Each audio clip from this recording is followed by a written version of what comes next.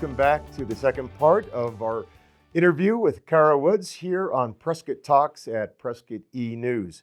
So glad that you're tuning in to hear the rest of the story. And we've got Kara here with us, and thank you for spending some more time with us. Oh, thank you. Today at Prescott E-News. And we were talking about your personal background in the first part and why you decided you wanted to run for the statewide position. And that's a big step, and it's an important position, and any statewide position is going to take a lot of effort, a lot of money. Can you start by telling us about what clean elections are, Okay. and then why you decided to go that route? Clean elections are just a form of running that you agree not to take any corporate money, no big donations. So it's limited to private donations from individuals. $180 is the maximum an individual can donate. It also requires that you get $1,505 donations. So they're asking you to show that you have support from a lot of people. So Yeah. $5 is not a lot. You've got a base. Right. So you have a lot of support from individuals. I'm pledging 5. Okay, good. And my wife's going to do 5 too. That's great. So you can go to my website, woods4education.com. There are buttons to donate $5, or sign my petition, or contact me. So if you have any questions about anything that we're going to talk about today, you can send me email. Also, the clean elections. So obviously you don't get a lot of money with clean elections. So if you get your $1,505 donations, then the Clean Election Commission gives you money to run your campaign. It's not taxpayer dollars, so it's money that they've collected through other sources, and they'll give you money to run your campaign if you get these $1,500. $1,500, that's a lot of It $5 does. donations. It does. It seems like I don't even know how I would go about starting to get that many donations. Yeah, it's a steep mountain, so anything that you viewers can do, tell your friends. And you also have to get 7,000 signatures from registered voters. Registered Republicans or independents. And they can be anywhere in the state. Anywhere in the state. Okay, so and tell so everyone you know. Got these petitions here. Yes, and you can sign these online? It's like a different format, but yes, in essence, it's signing that petition online. It's nice if you sign online, then it can't be contested. If you sometimes with the petitions, if you write outside the box or put the date wrong, they can disqualify them. So if you sign online, it's automatic. It's going to be good. And it's even got your picture on there. I know. It's a wonderful picture. Yes. And make sure you know who you're signing for there. And you got 7,000. That's another 7,000. Big number. It is a big number. That you've got to come up with. Yes. But I do feel that people will support me. I'm running a clean election, and I'm running kind of a grassroots, hoping that people like what I'm here to say. So I'm running on going back to the basics, just teaching the children how to read, how to write, how to spell, mathematics, how to calculate, fact-based history, science. I do want to introduce a civics program, K through 12. So I'd like, even from the beginning, the children to understand why and how our great nation was formed, and why we put it together the way it is, and why the Constitution has the different things in it. So I'm really stressing that. I think we need to be growing good citizens that are going to do great things in our nation and keep the freedoms that we have right now. Yes. So I'm so glad to hear you say that, because our civics curriculum now is pushing out American exceptionalism, which we've taught for 200 years, and is including critical race theory. Right. We're getting a lot of that, we hear, and also this 1619 project. Yeah, that's awful. So we need to get back to what our country was founded on, what this great nation was founded on, and why it was founded, and the reasoning behind why the founders did what they did and put what they put into the Constitution and the Declaration of Independence. So definitely get rid of all the CRT, socialism, Marxism. We'll just push that out and just go back to the basics of teaching. We can teach without having to introduce that into our children. There are a lot of things that, a lot of other things that I would like to do. The biggest is promote school choice, or educational freedom, as they like to call it now, where parents can, if they don't like what the public school is teaching, or they don't like how the public school is teaching, they can take that money that the state has for that child and take it with them. Now, that is a legislative problem, the money going with them, but I do like the idea of freedom of choice for the parents. They need to be confident in the school that they're sending their children to. So you're in favor of a state voucher system to allow Yes. students to go to other schools? Yes, definitely. Private schools. Definitely. The parents know best what their children need to know, and how they learn best, and all of those things. So parents should have total control over what and where their kids go to school. Well, I'm all for that as well. But I know that the teacher unions are not for that, and they're going to be all against you, aren't they? Yes. Yes. So they're going to be probably running some smear campaigns against you because you're all for vouchers, and so am I. I think that's. If the public school cannot provide what the parents want for their children, that's the way parents can ultimately force the public school to teach what they want. Yes. So that's pretty much the only recourse.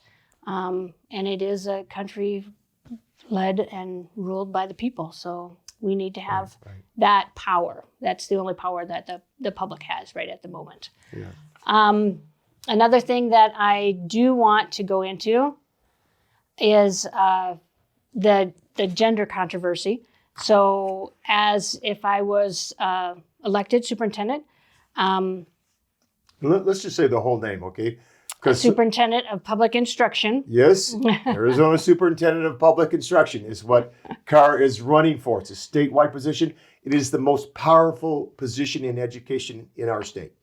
Yes. So I do feel that we should be having our children be boys. If they have a chromosome, the 23rd pair of chromosomes is an X and a Y, they should be considered boys. And if there's two X's, they should be considered girls all the way through 12th grade. Boys, teachers should be confident in being able to use he and his if it's a genetic boy, and if it's a genetic girl, double X, then the teacher should be able to use she and her. And there shouldn't be any doubt through 12th grade. That's just girls should use the girls' restrooms, boys should use the boys' restrooms, girls should be on girls' sports teams, boys should be on boys' sports teams. There shouldn't be any gender identity problems as far as the school is concerned. I don't think it's an issue that the school needs to be involved in. If a child goes to their parent, now I do believe that we could have exceptions, but not I don't want to make exceptions at the state level.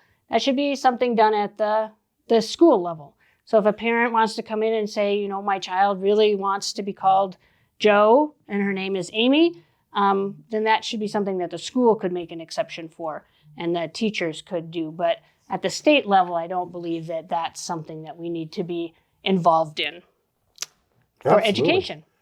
Yes, I'm baffled that this is even an issue, but it is. It's a huge issue in our society across the country, and I don't really understand it. That people think there are more than two genders somehow. Yeah, and I really disagree with the actual surgery, the transgender surgery. I don't think it should be even discussed at the school level. Yeah. There are so many things that the federal government mandates. You have to be 18 to join the military. That's a life-changing event. To get married, there's an age limit. To get a tattoo, there's an age limit. So I'm really thinking there should be an age limit. I don't know. That's kind of a personal view, but definitely as the superintendent of public instruction, I would suggest that the schools just stay out of that arena altogether. And what kinds of powers does this position, statewide position, have? Are you able to mandate certain things for all the schools in the state? No. So it sounds like a very powerful position, and it does a lot of regulatory enforcement. But the superintendent of public instruction is just one member on the board of education, which has 11 members, and the other 10 are appointed by the governor. So we need a strong conservative governor.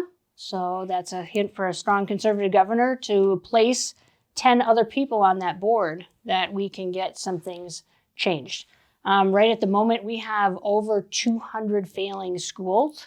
Now, the superintendent of public instruction does have some leeway to go in and try to fix those schools.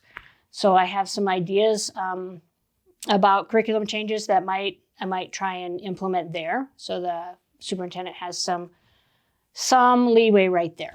But other than that, it's more of it has to have a board that's willing to support the superintendent. I see. Okay, so it's part of superintendent's like the head of the board. I believe it's 11-person board. I believe it's the secretary, but yes, it's just one member on the board. Mm-hmm.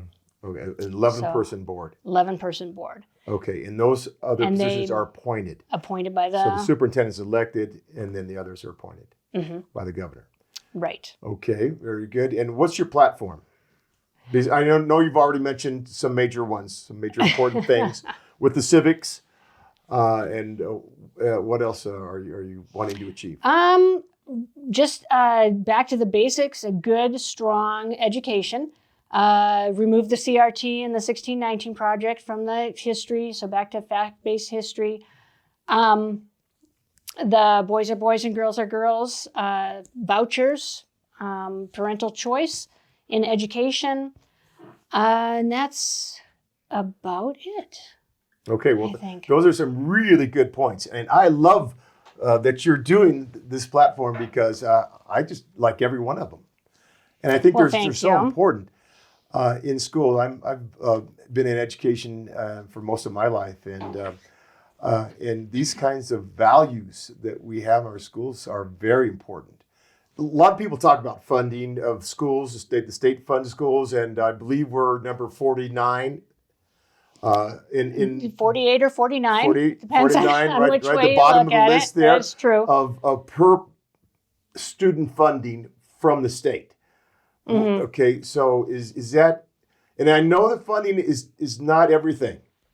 Right. Right at the moment, I think this is an obscenely high amount. We spend over 50% of our state budget on education. That's over $6 billion.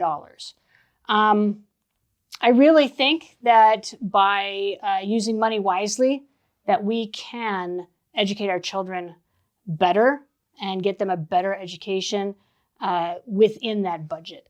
Right at the moment, it depends on how you calculate it. I think they kind of fudge the numbers a little. They say we spend $10,000 approximately per student. In actuality, the state actually gives each student $5,200, something like that. They pay the schools $5,200. And then that extra money comes from federal grants. And then they take this number that the state gives and all this federal money and they add it together and divide it by the number of students and they get 10,000.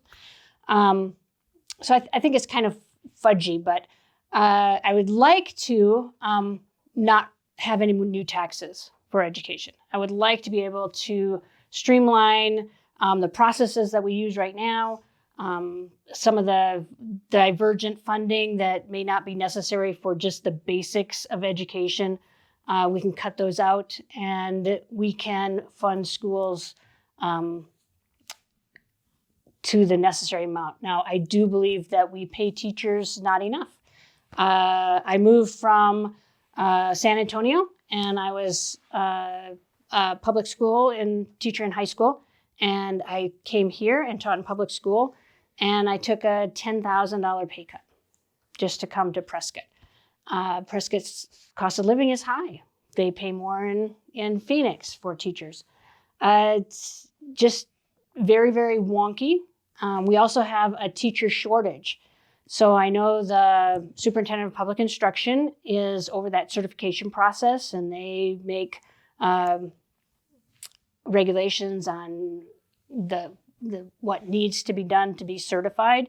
There's a program in the law already for alternative teaching certificates and a homegrown way to make teachers. And I'd like to investigate that and somehow be able to grow more teachers from Arizona that have community values and state values and good national or American values, and grow those teachers to make up for any teachers that we're missing. Okay. Yeah. And so how would you be able to do that? I mean, how does that work? Well, already in the books, there's a subdivision for growing teachers in Arizona.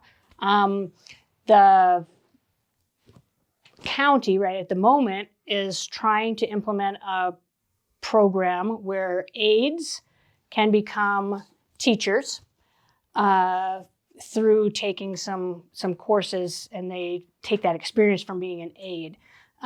So just changing the qualifications for being certified, and then being able to grow more teachers to teach our children. Okay. Well. Okay. And would you push for a higher teacher pay? I would push for higher teacher pay. Okay. I do think our teachers get not enough credit. They work very, very hard. I know I did. They work evenings, weekends, all the time. It seems like you're always teaching. So I would push for higher teacher pay. Okay. Well, don't forget the aides and the support staff, because they're important too. Okay. Yes, definitely. Definitely. Okay. And again, so thank you for having me. I know we have to wrap up. Again, my website is woods4azeducation.com. You can go on, sign for my $5. I need $1,500. You can sign my petition, any registered Republicans or independents. And you can contact me. So that would be great. And it has all my information, my platform on my website. Okay, so Democrats cannot sign your petition, but No. if you're a Republican or an independent, you can sign it. Yes. Okay, when I get home, I'm going on your website, going to sign it and get that $5 donation to you, because Excellent. that's a lot of donations you got to find. So if you're out there and you like what you heard from Cara today, go to the website, sign that petition, and send that $5 because it's going to count and it's needed, and she needs your support. And you can always send an extra $180. Separate little donation tab. That's going to get me some yard signs and some rack cards and all the things that I am purchasing on my own right at the moment. Okay, you can give up the $180. That's needed too. And so please support Cara if you agreed with what you heard today and in our first part of this program with Cara Woods running for the Arizona Superintendent of Public Instruction. Thank you again for tuning in. This has been David McNabb, your guest host on Prescott E-News. And this is Prescott Talks show with Cara Woods. We're interviewing today for her state run for Superintendent of Public Instruction. And thank you, Cara, for spending this time with us. Thank you for having me. I really wish you all the best and all the good luck that you're going to need on this run that you're going to do here for the state position. So thanks for tuning in, and God bless.